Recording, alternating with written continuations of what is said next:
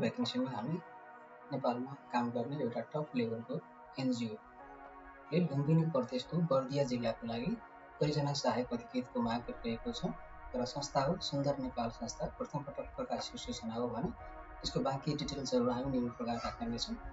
नमस्कार, म बलराम भण्डारा। तपाईँले हेर्दै हुनुहुन्छ युट्युब च्यानल यात्रा ब्लुज। म स्वागत गर्न चाहन्छु तपाईँ सम्पूर्णलाई। सँगसँगै हजुरहरूलाई कुनै पनि प्रकारको सिभी र कभर लेटर बनाउनु परेमा हामीलाई सम्पर्क गर्न सक्नुहुनेछ र सँगसँगै हाम्रो वेबसाइटलाई भिजिट गरेर पनि सक्नुहुनेछ, जसमा हामीले साप्ताहिक 2 पटक नयाँ र टप लेभलका आइएनजिओको भ्याकेन्सी चाहिँ प्रकाशन गर्ने गर्दछौँ भने त्यो भिडियो चाहिँ यात्रा ब्लुज युट्युब च्यानल मार्फत प्रत्येक साता 2 चोटि प्रकाशित हुने गर्दछ। भने अब हामी लागौँ आजको भ्याकेन्सीतर्फ।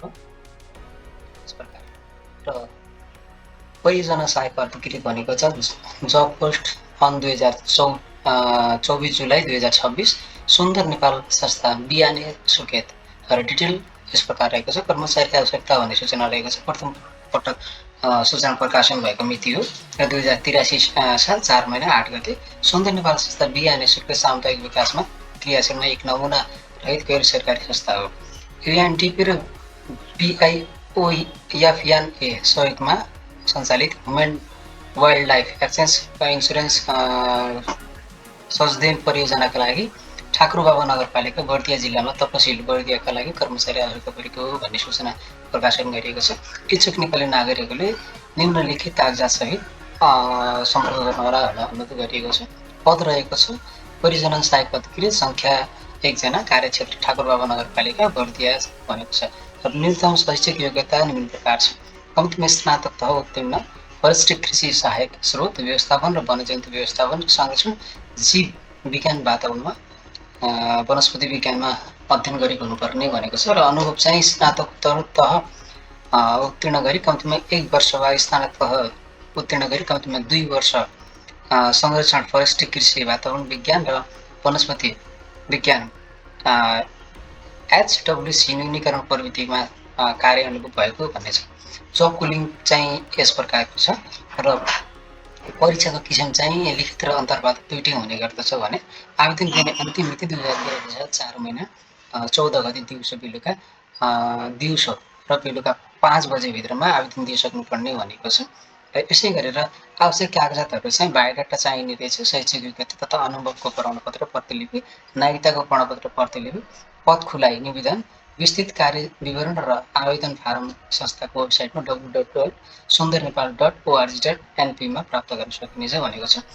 साथै उल्लेखित कागजातसहित कार्यालयमा स्वयं र प्रतिनिधि उपस्थित भई वा इमेल vacancy.sundarnepal.org.np मार्फत पनि दरखास्त दिन सकिनेछ भनेको छ। यसको मतलब तपाईँ स्वयं अफिसमा गएर पनि भ्याकेन्सीमा दिन सक्नुहुनेछ भने र तपाईँ चाहिँ अलिक टाढा हुनुहुन्छ भने इमेल मार्फत पनि यो जबको भ्याकेन्सी फिलअप गर्न सक्नुहुनेछ। र यस्तै प्रकारले सम्पर्क ठेगाना रहेको छ सुन्दर नेपाल संस्था, वीरेन्द्रनगर 8, आवास क्षेत्र सुर्खेत भनेको छ।